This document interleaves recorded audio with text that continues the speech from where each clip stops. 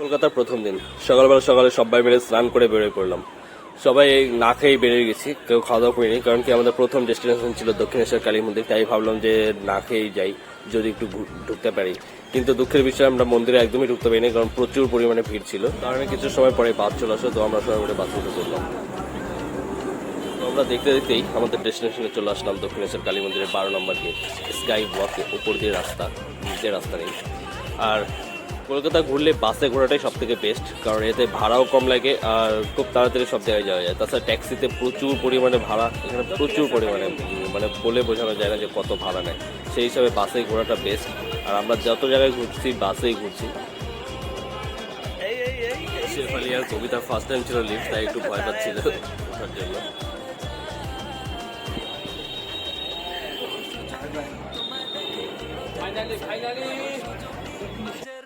আমার মোবাইলে ক্যামেরা খারাপ, তবু আমি আমার মোবাইল দিয়ে ভিডিও করতেছি, এই সাইডেই হয়তো। তো ফাইনালি আমরা চলে আসলাম দক্ষিণেশ্বর কালী মন্দির। হ্যাঁ, কলকাতা।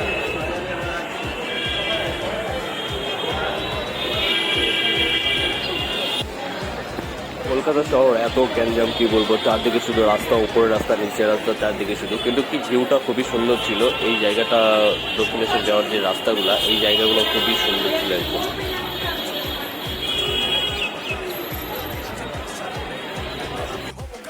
এই জায়গার ব্যাপারটা একটু খারাপ লাগলো, কারণ কি যাদের পূজা করা দরকার, যারা নিবেই অবশ্যই নিবে, কিন্তু তার টানাটানি শুরু করছিল, আমাকেও টানাটানি করতেছিল যে নাও একটা যদি ফুল না, তো যাদের দরকার অবশ্যই নিবে। তো এইভাবে টানাটানি কোনো মানে হয় না।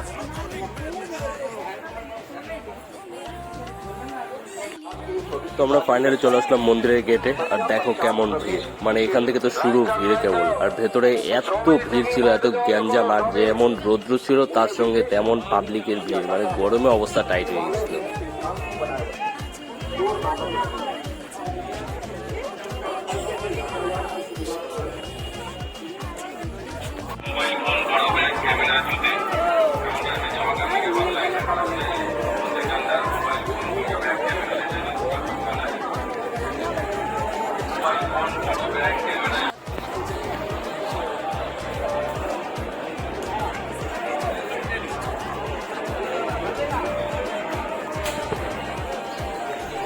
হুগলি নদী,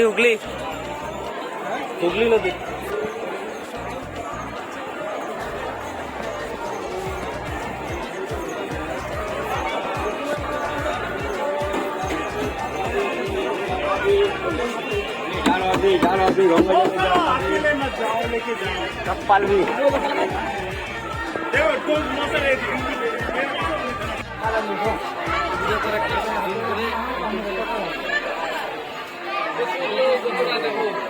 আর এই সেই হুগলি নদী, ব্রিটিশ সময় যেখানে বন্দর তৈরি হয়েছিল, আর এই বন্দরের জন্যই কলকাতা শহর তৈরি হয়।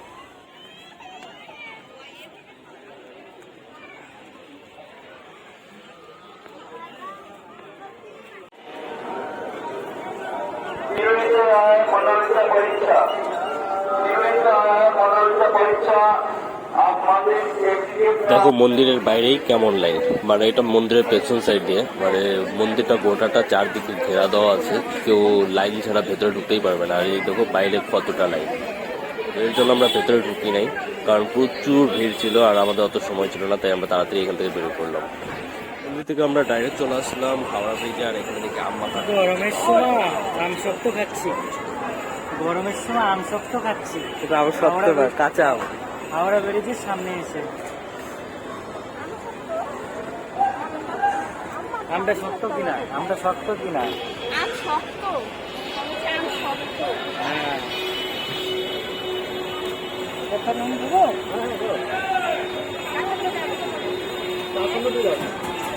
এটা দিব, বেশি করে দাও, ভালো খাই।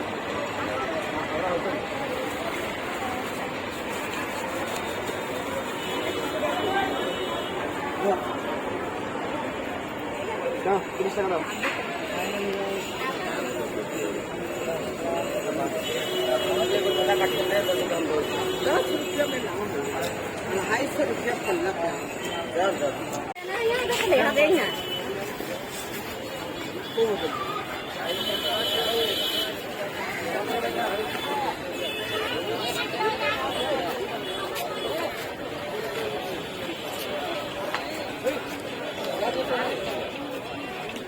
ফাইনালে গেছে আমরা হাওড়া ব্রিজের নিচে চলে আসলাম। তো ওই যে জাহাজ একটা, ওই যে আমরা রাস্তা ঘুরেছিলাম, পুলিশ কাকু আমাদের রাস্তা দেখাই দিল, তারপরে আমরা আসলাম সবাই মিলে, একটু সবাই নামলাম। এখানে সুন্দর হাওয়া, আমাদের হাওড়া ব্রিজ একটু বড় হবে আর কি, কলকাতাটা একটু বড়। আমার হাইটে হাইটে এই পাশ থেকে ওই পাশে যাওয়ার ইচ্ছা। কষ্ট হবে শুধু শুধু।